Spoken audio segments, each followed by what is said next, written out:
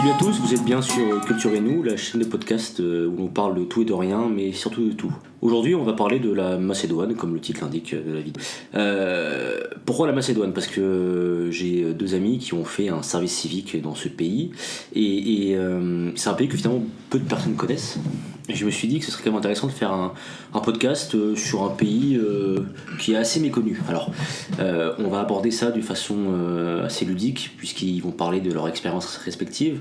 Donc il y a Baptiste et Baptiste, donc il y aura Baptiste 1 et Baptiste 2. Voilà, bref. Baptiste 1 et Baptiste 2 qui ont fait un service civique en Macédoine de 6 mois. Alors peut-être avant de parler de ça, je présente juste la Macédoine. Donc c'est un pays qui est au nord de la Grèce. C'est tout petit, ça faisait partie de l'ex-Yougoslavie, c'était indépendant en 91, si je me souviens bien. C'est ça. Il y a environ 2 millions d'habitants et le PIB de 10 milliards. Déjà, première question, comme on parle de Macédoine, mais on parle aussi de votre expérience du service civique. Ouais. Expliquez un petit peu ce que c'est un service civique. Donc Baptiste, si tu veux commencer, vas-y. D'accord, donc oui, voilà, donc on a fait un service civique pendant 6 mois en Macédoine. Donc c'est-à-dire qu'on est parti faire une mission de volontariat dans un centre de jeunes. Le service civique, on peut vraiment faire ça dans plusieurs domaines. Il y a que ce soit l'animation, mais aussi Alors juste un service civique, quelles sont les conditions pour faire un service civique déjà ? Ok, donc les conditions, c'est d'abord l'âge, donc entre 16 et 25 ans. Et après, il y a aucune autre condition à part de ne jamais avoir fait d'autres services civiques avant. C'est-à-dire qu'on peut le faire une seule fois dans sa vie, quand on a 16 ou 25 ans. D'accord. Et est-ce qu'on est payé durant ce service civique là ? Oui, alors donc c'est le gouvernement français qui rémunère. Oui. Et la rémunération donc, est toujours la même suivant n'importe où le pays dans lequel on voyage. C'est combien et donc c'est autour de 500 €. 500 €. Après, en fonction des pays, si on est en Norvège, on vit moins bien que si on est en Macédoine. Exactement. Voilà. C'est plus ou moins facile de vivre, mais on a toujours la même argent chaque mois.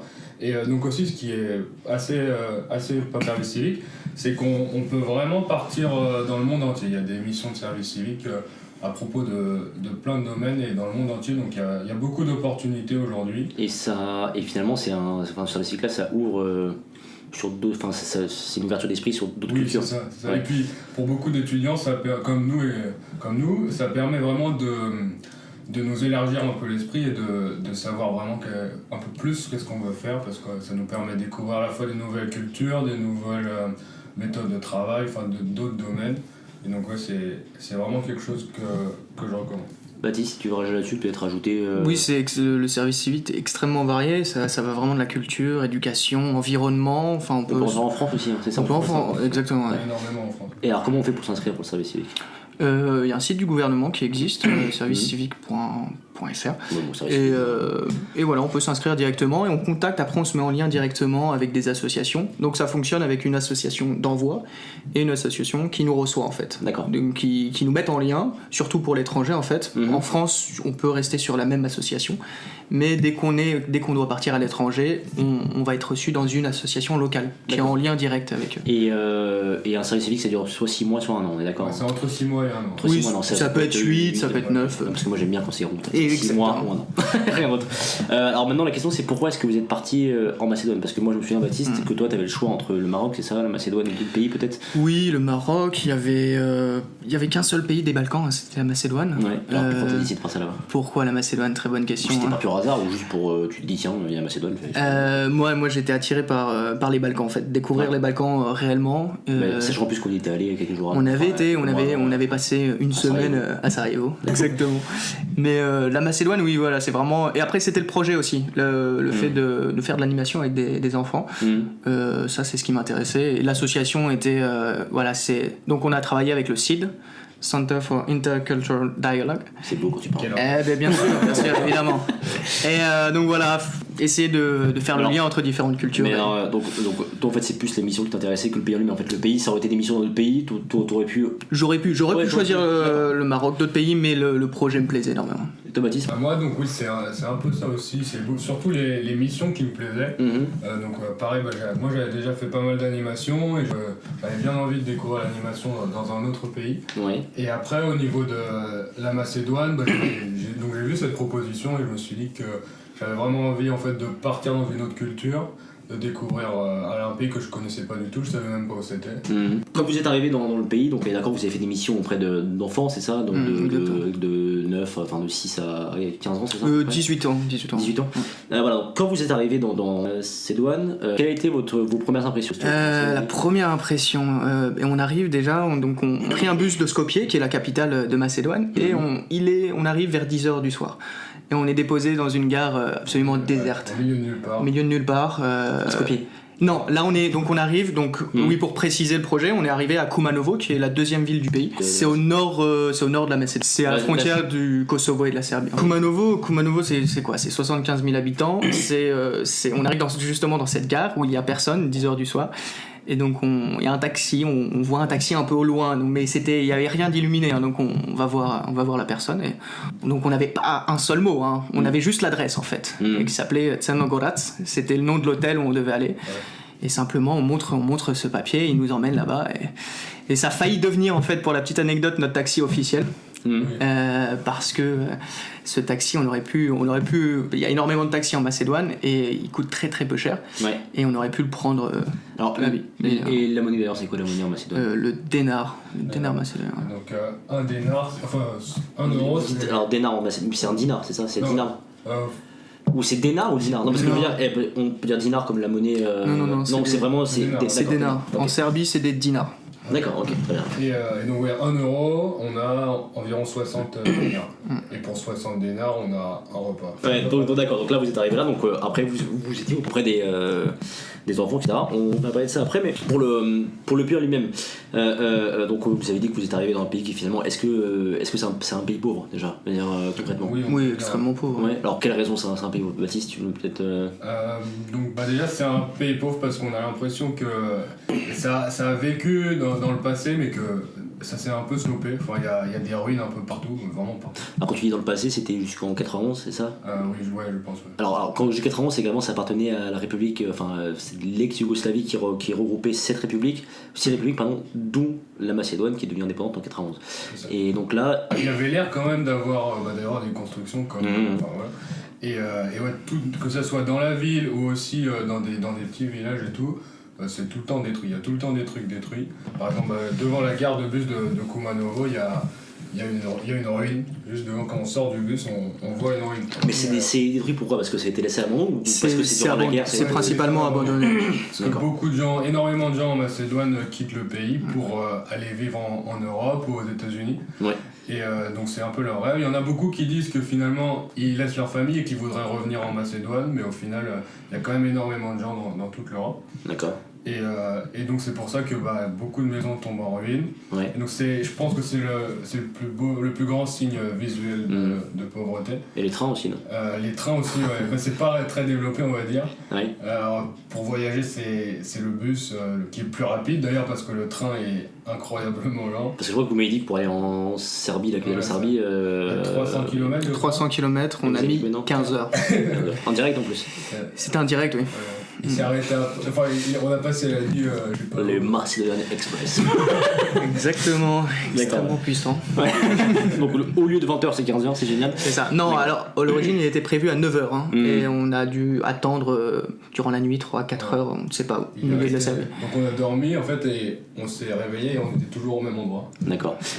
Alors donc là toi c'est une impression, mais qu'est-ce qui fait aussi que ce pays est pauvre ? Est-ce que le salaire moyen ou le salaire minimum, déjà est-ce qu'il y a un salaire minimum, et le salaire moyen de combien il est ?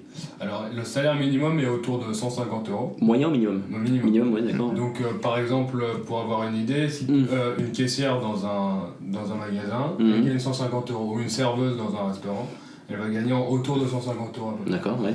Et donc le salaire moyen, il doit être autour de 200-300 €. Oui, c'est ça, 200-300 €. Mais est-ce que le coût de la vie est élevé ou pas ? On a appris aussi qu'il y a un prof. Non, pour les... oui, ça coûte 300, ça reçoit 300 € par mois. Ouais, entre 300 et 400 €, on a le cas d'une prof de français qui gagnait 400 € par mois. D'accord.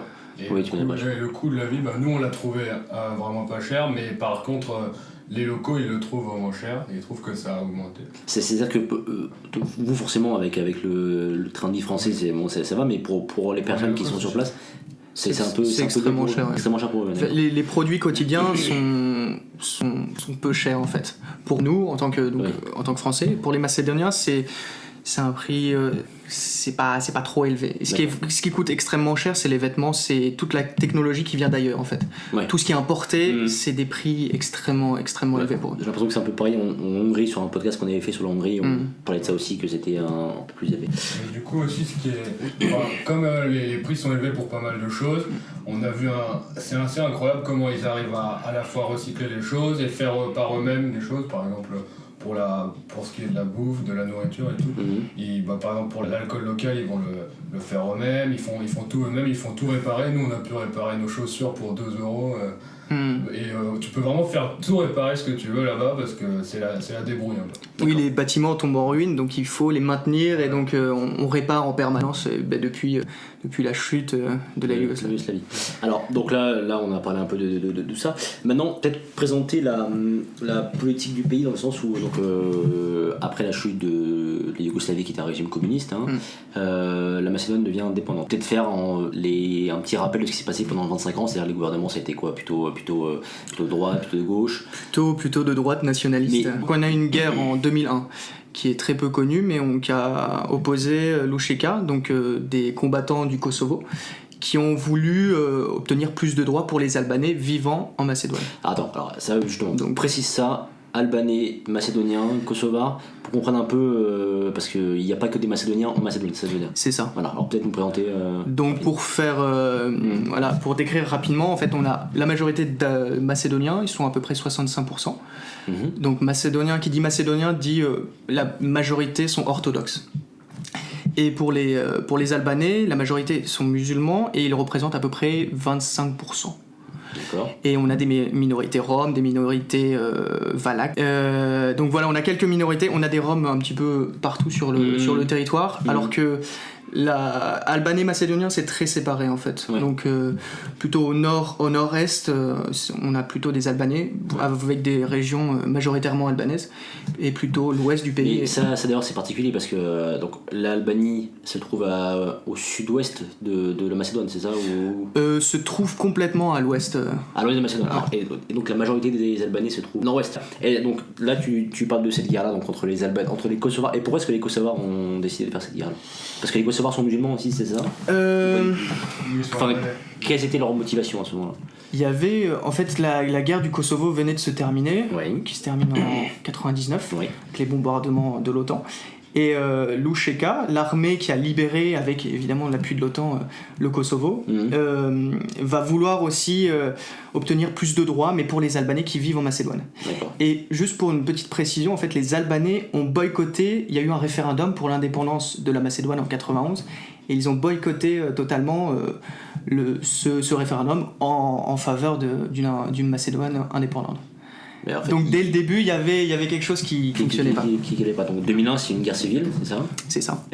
Ça n'a pas duré très longtemps. Est-ce qu'il y a eu beaucoup de victimes ou pas? Ou c'était une guerre civile finalement qui a eu un impact, je veux dire, au niveau des morts important, ou ça a été... Parce que c'est vrai que moi j'ai jamais entendu parler de ça, de cette guerre civile en Macédoine. C'est peu connu. C'est ce qui s'est passé dans cette région des Balkans. Nous en France, on en entend très très peu parler, c'est vrai. On entend parler surtout de Sarajevo, Serbie, Kosovo, mais c'est vrai qu'en Macédoine, moi je sais pas du tout. Non, ça a été très très peu relayé par les médias, mais ça a duré très peu de temps en fait, ça a duré 8 mois. Alors, et qui gagne cette guerre? C'est un accord. On finit sur un accord, sur les accords d'Ohrid qui... Les accords d'Ohrid qui sont... C'est quoi, donc c'est le nom d'une ville en fait au sud du pays qui a pris le nom de ces accords. Et donc en 2001 sont signés les accords et ça prévoit en fait beaucoup plus de droits pour les Albanais, reconnaissance de leur langue dans les lieux où ils sont majoritaires. D'accord. Une représentation plus accrue au niveau du Parlement et voilà, un bilinguisme en fait. L'albanais est reconnu à égale valeur que le macédonien en fait. D'accord, donc à égale valeur du macédonien. Et donc après ces guerres-là, là c'est la droite qui prend le pouvoir à partir des années 2000 on va dire, c'est ça. Et donc là, moi je me rappelle quand je suis venu te voir en Macédoine à Skopje, tu m'avais montré en fait la ville c'est assez particulier parce que il y a des endroits où c'est vraiment, on sent que c'est un peu, sans vouloir être péjoratif, mais un peu le tiers-monde dans le sens où il y a pas grand-chose. Et puis le centre de la ville ça a été construit pour du pur nationalisme. Bon, on a l'impression que c'est un truc extraordinaire. Enfin voilà, si vous voulez me parler de pourquoi est-ce que c'est comme ça la capitale et pourquoi est-ce que le gouvernement de droite a décidé de faire ça. Baptiste, peut-être. Ok, ouais, je voulais aussi. Du coup, ce qu'on a vu vraiment à Skopje, c'est que du coup, le maire est macédonien et on voit énormément la différence de quartier et de développement de la partie de la ville en fait. Par exemple, tout au nord de la ville, c'est la partie albanaise et Rome aussi. Et du coup, c'est vraiment sous-développé par rapport à la partie où il y a tous les centres commerciaux, donc il y a la partie macédonienne, où il y a donc des centres commerciaux, il y a le seul cinéma, je crois, de Macédoine. Non, mais oui. Il y a très très peu de cinéma. Il doit y en avoir 2 ou 3. Et un des seuls est à Skopje, dans le mais quartier macédonien. cette reconstruction, vous savez quand ils ont commencé à la faire ou pas? Enfin, cette construction c'est assez récent. Donc c'est à partir des années 2004-2005, c'est ça, on va dire? Donc c'était après la guerre. Oui, bien. Et malgré que ce soit après la guerre, enfin malgré que ça se dit pas, mais malgré la guerre,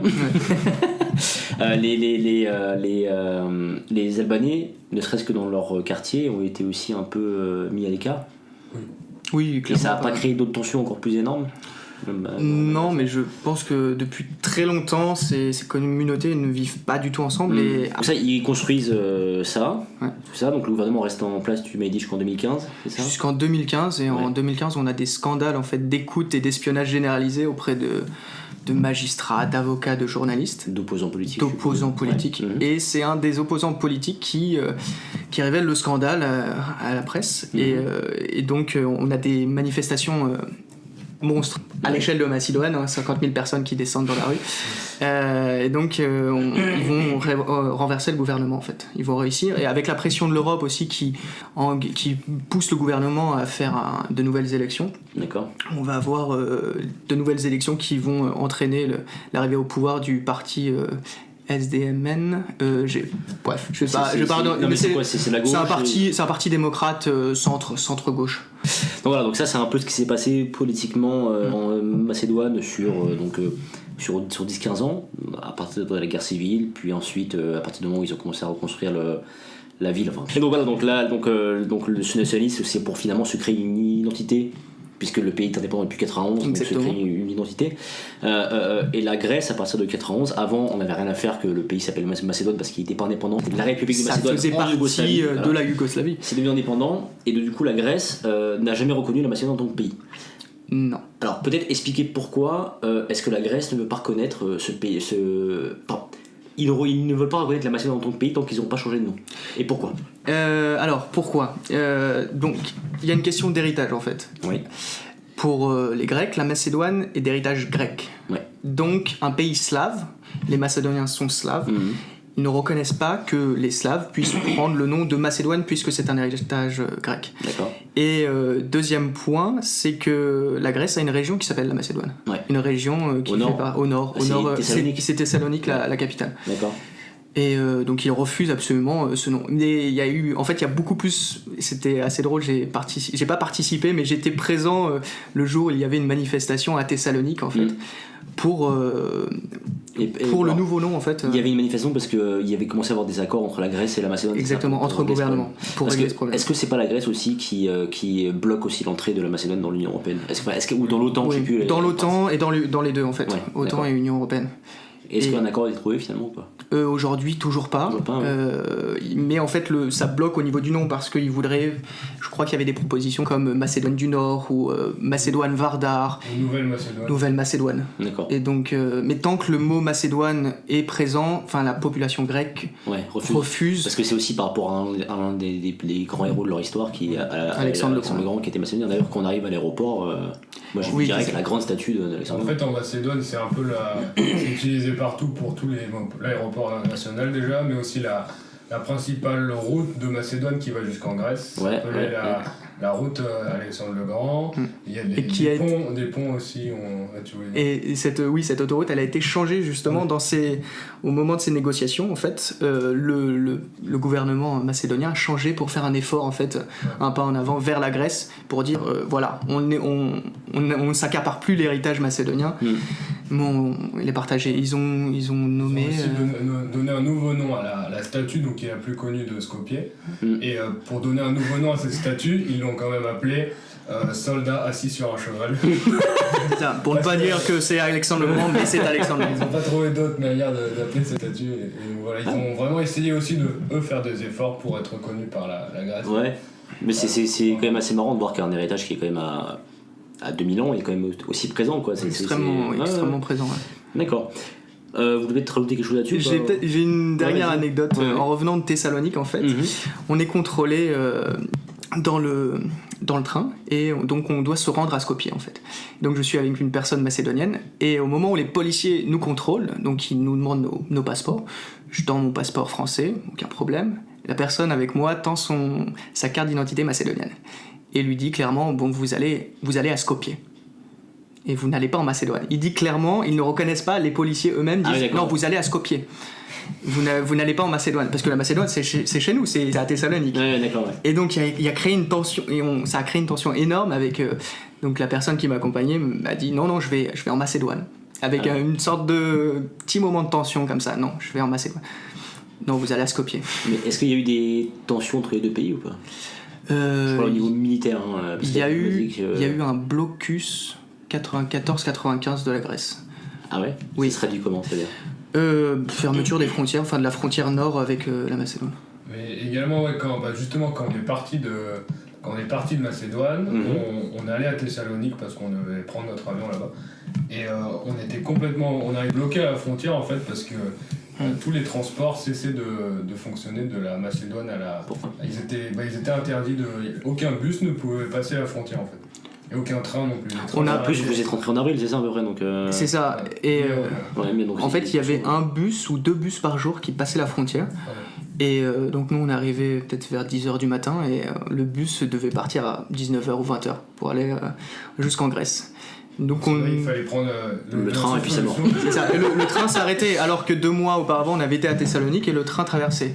Donc, mais c'est-à-dire que les tensions ont repris en fait. Les tensions sont toujours là. Ils peuvent fermer, la Grèce peut fermer la frontière à tout moment ou limiter le passage en fait. Donc est-ce que finalement la Macédoine va pas changer de nom de cours à un moment donné ou ils vont toujours rester dans ce processus de. Ça reste compliqué. Ça reste compliqué. Ouais. Alors l'Union Européenne, la Macédoine elle veut rentrer dans l'Union Européenne. Parce que j'ai vu qu'il y avait beaucoup de panneaux d'aide de l'Union Européenne en Macédoine, mais est-ce qu'eux ont envie de rentrer dans. Ils sont engagés dans le processus. Alors c'est un processus de préadhésion, mais pour l'instant il y a peu de chances que la Macédoine rentre dans l'Union Européenne. Peut-être pas le niveau. Ils ont pas le niveau de vie, et il y a des énormes problèmes de corruption en Macédoine qui poseraient énormément de problèmes pour une intégration. Aussi. Et qui mais vous l'avez senti d'ailleurs ou pas la corruption? Alors est-ce que c'est de la corruption ou du clientélisme? Non, c'est de la corruption. De la corruption pure et simple. C'est de la corruption, on peut acheter des diplômes en Macédoine. On nous a dit qu'on pouvait acheter à peu près n'importe quoi.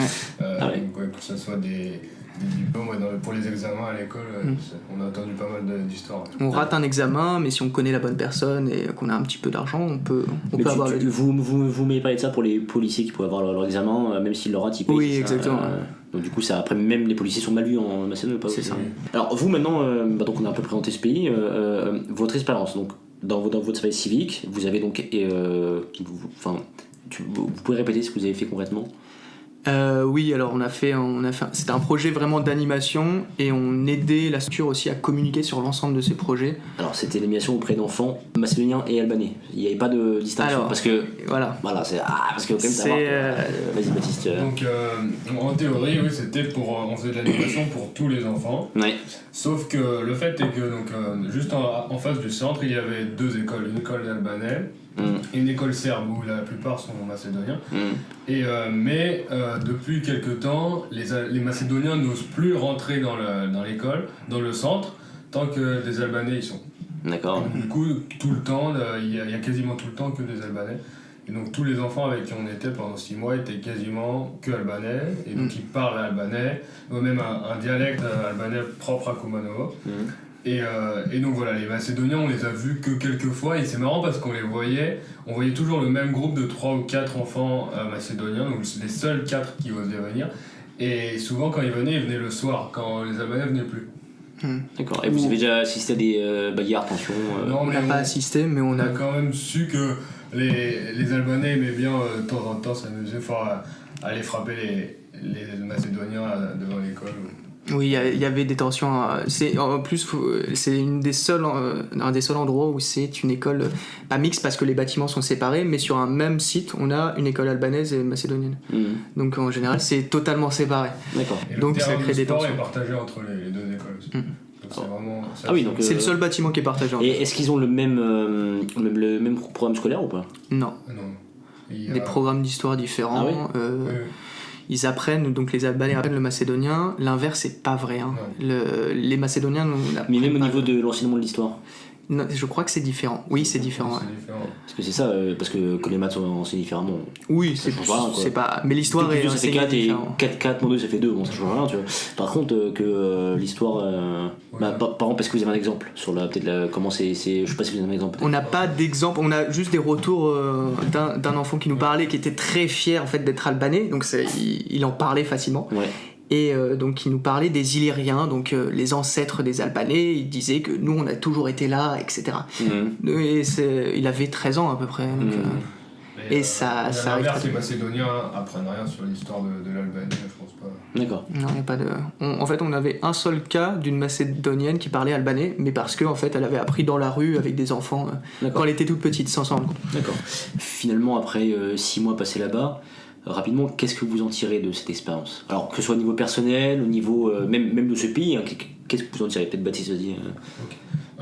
Donc, au niveau personnel, du coup, j'étais venu vraiment pour vivre une nouvelle expérience, pour vivre en dehors un peu de ma zone de confort où je faisais des études dans le commerce. Et donc oui, en venant dans ce pays, franchement, j'ai un peu trouvé ce que je cherchais, c'est-à-dire découvrir une autre culture et découvrir d'autres façons de voir le monde, mais aussi d'autres... ça passe par ouais. Alors oui, c'est une autre manière de fonctionner en fait. Ouais. C'est-à-dire que on sort du cadre très français, très, très rigide, et on arrive en Macédoine où tout se fait à la dernière minute. Tout est fait à l'improviste. Ouais. Les activités sont faites à l'improviste. Donc on pouvait avoir de l'animation avec les enfants et tout d'un coup on nous apprend qu'il y a une conférence toute l'après-midi et qu'on n'a pas la salle en fait pour continuer à faire de l'animation. D'accord. Donc ça bloque en fait, tout se fait à la dernière minute. Voilà, faut s'adapter en fait. Et est-ce que vous avez appris à parler macédonien ou pas ? Ou c'était trop compliqué ? Vous n'avez peut-être pas côtoyé assez de Macédoniens ? Parce que dans votre service civique, il y avait aussi beaucoup de américains, beaucoup de... d'autres volontaires, oui. On travaillait avec une équipe de volontaires donc de plusieurs pays. Enfin, il y avait une américaine qui est là pour 2 ans et un volontaire turc. Ah, juste d'ailleurs, pour revenir sur la volontaire américaine, parce que j'y viens, la volontaire américaine, on est d'accord qu'elle était noire. Oui. Et vous m'aviez dit qu'il y a des Macédoniens, la première fois qu'ils l'ont vue, ils ont été un peu... parce que ça peut être un peu pas choquant, enfin si, un peu choquant pour un Européen de l'Ouest de se dire qu'en fait t'es en Europe et qu'une personne voit un noir et fait... Ah oui, mais pour l'américaine aussi c'était très choquant.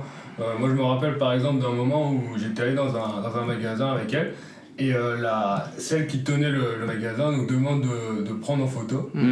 Du coup au début moi je croyais qu'on voulait me prendre aussi dans la photo, normal. Et en fait non, elle voulait vraiment que elle et cette américaine dans la photo. Et c'était lié, c'est parce qu'elle était noire qu'on la prenait en photo. Et ça se passe tous les jours, elle m'a dit. Ouais. C'est vraiment tout le temps, les gens veulent la prendre en photo. Pareil, on était allé visiter un centre pour les handicapés et tout le monde voulait sa photo avec le jaune. Ah ouais. Oui, c'était c'est pour certains, je pense que c'est la première fois, donc ils ont une sorte de réflexe. C'est pas, comme elle l'expliquait, c'est pas méchant, c'est une sorte de curiosité qui. D'accord. Mais ça montre quelque chose sur le pays aussi. Et aussi il y a une autre anecdote, c'est donc pour eux ils vont dire ce qu'ils pensent parce que c'est la première fois qu'ils voient une personne comme ça. Et par exemple une fois il y avait cette américaine qui faisait un cours d'anglais un peu sur la culture américaine et tout. Et une dame qui venait souvent, qu'on voyait souvent régulièrement, et elle dit oui, j'aime bien vous voir parce que ça me fait penser que je dois acheter du chocolat. Et sur le coup, cette personne, donc l'américaine, elle a pas réagi et tout, et après moi j'étais un peu interloqué, je lui ai dit ouais, t'as entendu ce qu'elle a dit quand même ? Elle a dit ouais, mais bon, faut s'habituer, enfin c'est vraiment la norme là-bas, enfin les gens ils disent ce qu'ils voient, enfin ils sont vraiment pas habitués. Donc. Ouais, d'accord, ok. Peut-être d'autres anecdotes. Plus joyeuses ou non, parce que c'est parce que c'est quand même une anecdote qui est quand même assez représentative de ce pays-là. C'est-à-dire que c'est en Europe, mais les gens ils sont complètement, bah, y a pas ouvert, quoi. Il n'y a pas d'ouverture ou il n'y a pas. Mais le pays est vraiment fermé. Les gens cherchent à partir majoritairement du pays. D'accord. J'avais un petit pourcentage comme ça, je vais glisser. Vas-y, ouais. C'est un rapport de l'OSCE en 2006 et apparemment 80% des jeunes à cette époque-là disaient dans ce sondage qu'ils désiraient partir en fait. Désiraient partir du pays et donc déjà d'étudier mais de faire leur vie à l'extérieur du pays. 80% des lycéens. Donc c'est un pays qui se meurt, quoi. En fait, c'est un pays qui se meurt. Et puis en discutant avec les jeunes, on a constaté exactement la même chose. Quasiment tous les jeunes à qui on a parlé avaient pour projet, plus ou moins à court terme ou long terme, de partir en Europe. Beaucoup, surtout les Albanais veulent partir en Europe de l'Ouest. En Europe de l'Ouest, ouais. En Allemagne, en Autriche, en Suisse. Ouais. En France, non? En France, pas trop. Non, il était suisse. Mais on a des schémas d'émigration différents pour les Macédoniens. C'était très surprenant. On a appris que beaucoup de Macédoniens allaient en Afghanistan en fait, travailler à Kaboul et étaient payés directement par les Américains. Ouais. Au mois, c'était 3000 à 5000 dollars par mois. Pour faire des emplois vraiment basiques, comme par exemple laver des voitures, laver les mais parce que voilà, en fait, c'est une prime de risque énorme et donc beaucoup de personnes de Macédoine, mais c'est assez commun en fait à travers les Balkans, en Serbie, dans d'autres pays, ils partent. D'accord, ok. Donc en tout cas voilà, ce que vous pouvez retenir de ce pays, c'est que c'est un pays avec une histoire récente assez compliquée, puisqu'ils ont été indépendants, puis ensuite avec la Grèce, ce pays n'est pas reconnu. Sociologiquement, avec les Albanais et les Macédoniens, c'est un pays aussi où il y a beaucoup de tensions internes. C'est un pays par contre dont les paysages sont magnifiques. Les gens, même s'ils peuvent paraître assez rustres au premier abord, finalement sont plutôt accueillants ou pas même s'ils peuvent paraître rustres et même s'ils ont des comportements, notamment avec ces Terres en question qui peuvent nous interloquer, pas rechoquer même. Bon voilà.